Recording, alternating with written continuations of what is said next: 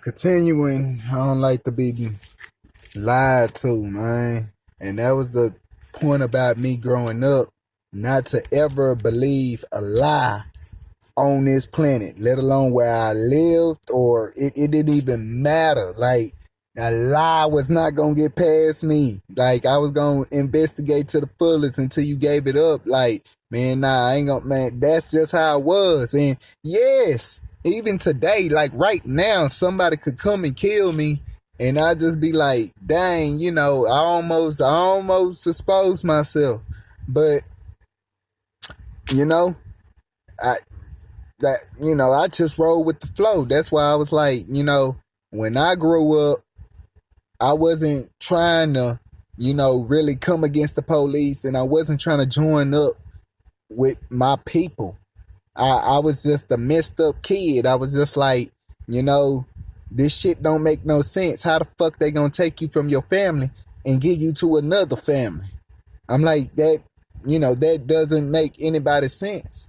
So when it didn't make sense to me, but yet it happened to me, even in the courtroom where I'm telling them, no, I want to stay in my original family, and it still happened. I was just like, man, this is bananas. I'm like, man, this got to be the most bogus shit that a nigga could come across. And excuse my French to kids that might be watching this, but I was really trying to get the adults' attention and let them know, it was really some more heavy stuff going on back then. I mean, I don't know if they like,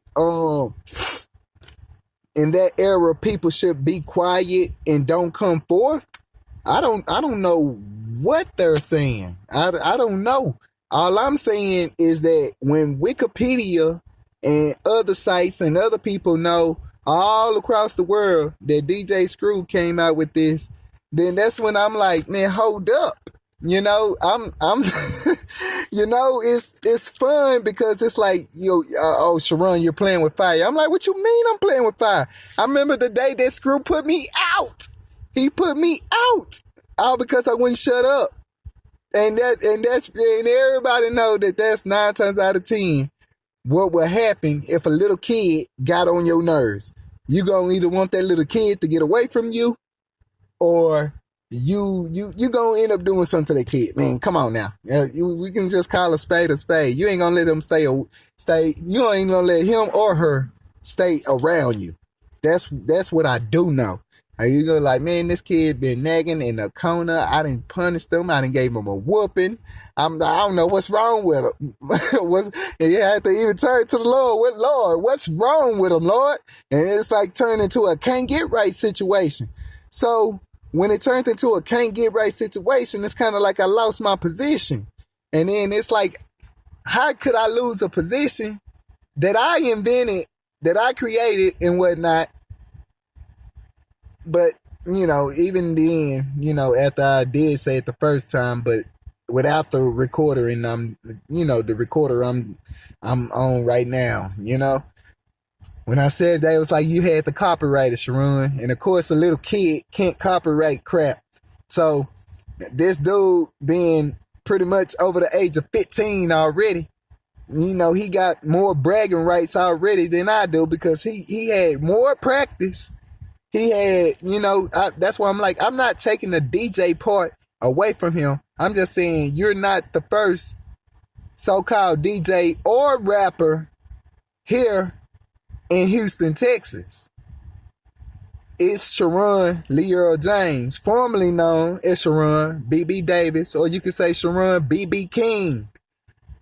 Them are my names. Them are the names I had to go through because of my mom's marriage. And if y'all want to go deep into that, y'all send some investigators. Send people our way so that we could go dig up our history. We got Ancestry.com and all that. We got DNA tests and all that. And no, we ain't digging up nobody's grave and all that, but whatever proof is still on top of the earth, we gonna run with that. That's why I'm like, not only was he one of my distant cousins, he wasn't even from Houston. He was from Smallville. So that's why I'm like, I don't remember those houses out there in where those locations are at. I mean, But what I do remember is the Houston part. Pretty much the after, 93 part.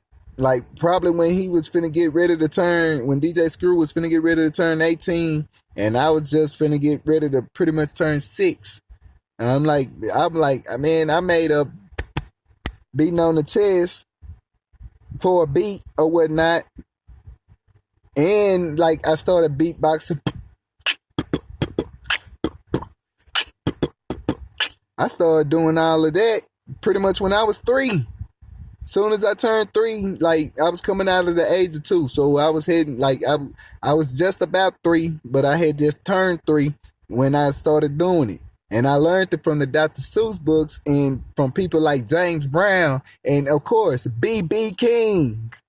So with that being said, I'm like, yeah, you probably had rappers around or MCs or hip hop artists like Eminem and Lil Wayne, but they wasn't on the same DJ Screw beats that I had made up, and neither was like they wasn't into that. Like Lil Wayne and them, they was into whatever Louisiana music, and I guess M's he got stuck in between somewhere like Detroit and Cali.